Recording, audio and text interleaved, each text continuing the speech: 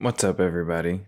Welcome back to another video. And in today's video, I am going to talk about the concept of compounding consistency, which I'm sure many of you know about, but today the concept really started to sink in with me just a little bit deeper than it had in the past. Oftentimes, you can't really notice the effects of compounding consistency on too short of a time horizon. And today, I had the opportunity to notice it with respect to around a year in terms of the time horizon that I was looking at. And this relates to today was the first day of swimming for my Ironman prep. So, March 19th, Wednesday, 2025, I officially started swimming for my Ironman Lake Placid season. The funniest thing happened, aside from the initial logistics of finding a pool for an affordable price that was open and not crowded in after work hours, and then also trying to squeeze this all into one day instead of doing what I was supposed to do and find the pool that I wanted to be swimming in, maybe like this past weekend, scope out a few places, and then pick a pool.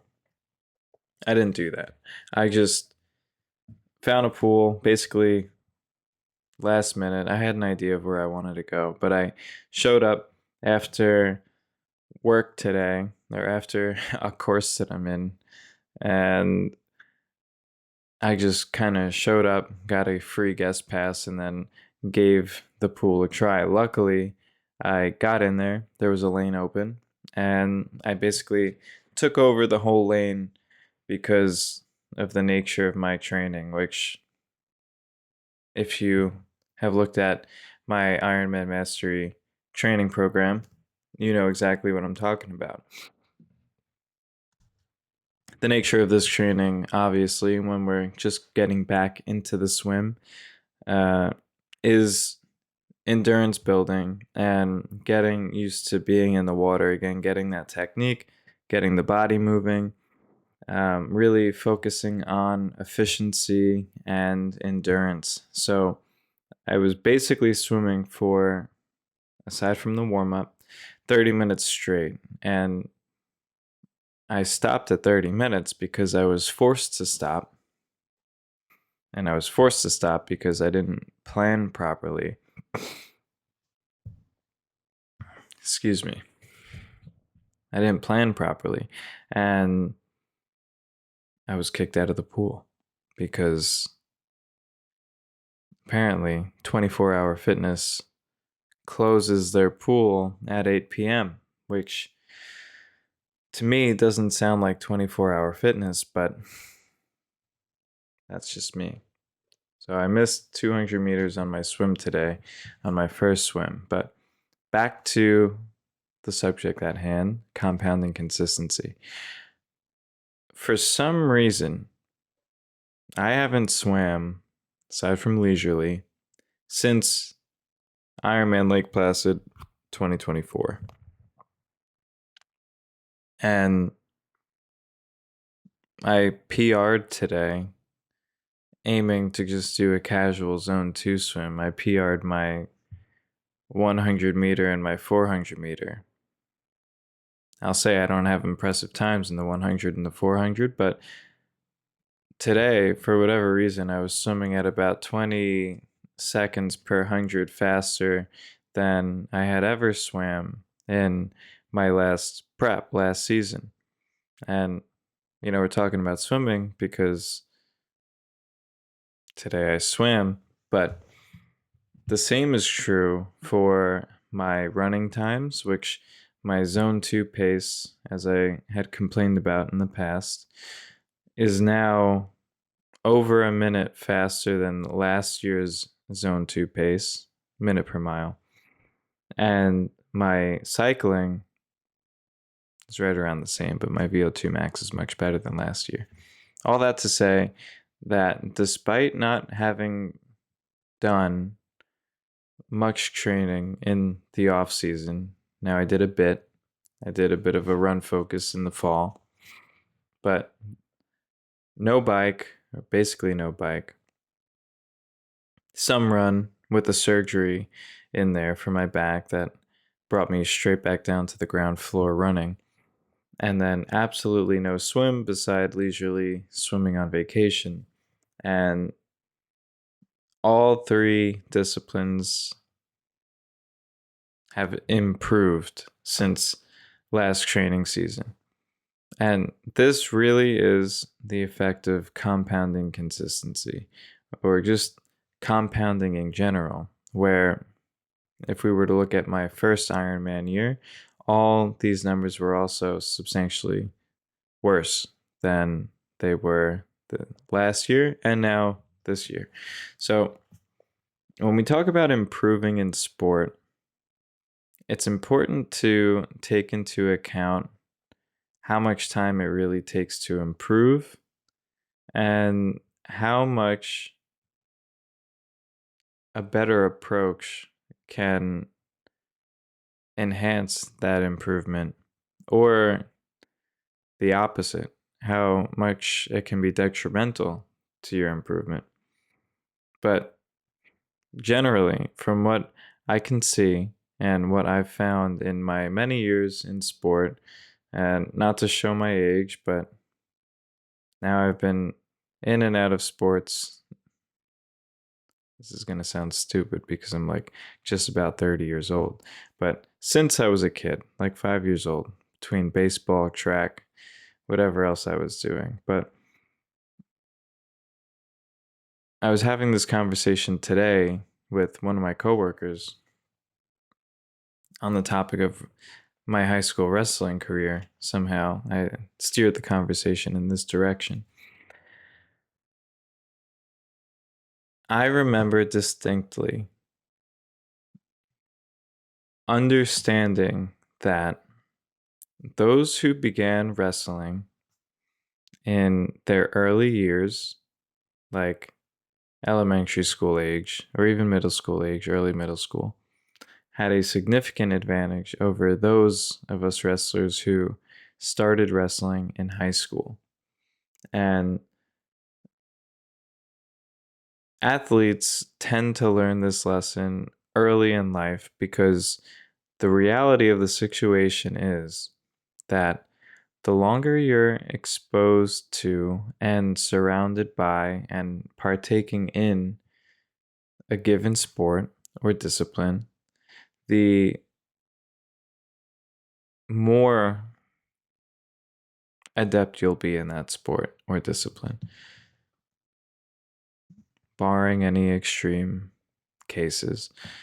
But this is a good general rule, and it's a good general rule for you to apply to yourself, as many of you are probably either beginners or intermediates in the triathlon sport. And many of you want results now, and many of you think that 2 months of consistency is going to get you exactly where you need to be and where you want to be in terms of both speed and endurance. Now, while I can nearly promise you that if you're at a generally good fitness level, I can make it so that you'll complete your first Ironman with a consistent 30 weeks under the program that I have. But you're not going to be one of the elite people in those 30 weeks because that would be completely unreasonable, because it just takes time being involved in the sport for these types of improvements to be made. As an even further case against my own athletic ability, I have been running, and granted, in middle school and high school, I was a sprinter and a pole vaulter, but I've been running for pretty much half my life at this point. And I didn't start to get the improvements in speed and endurance that I have now until these recent years. You know, again, granted, I had a major knee injury in 2019 that left me unable to walk. But aside from that,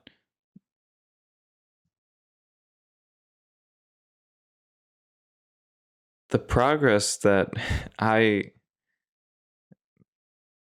made over the past 5 years climbing back from this injury were nearly in no way helped by the fact that I had been in track and field for over 6 years of my athletic career prior.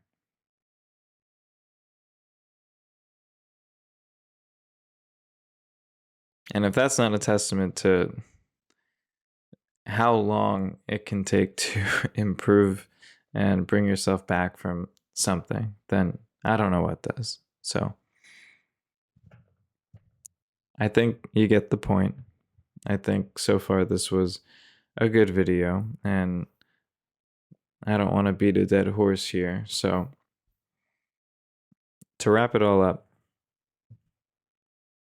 the key thing that I want all of you to understand is that from season to season and year to year, as long as you stay in the game,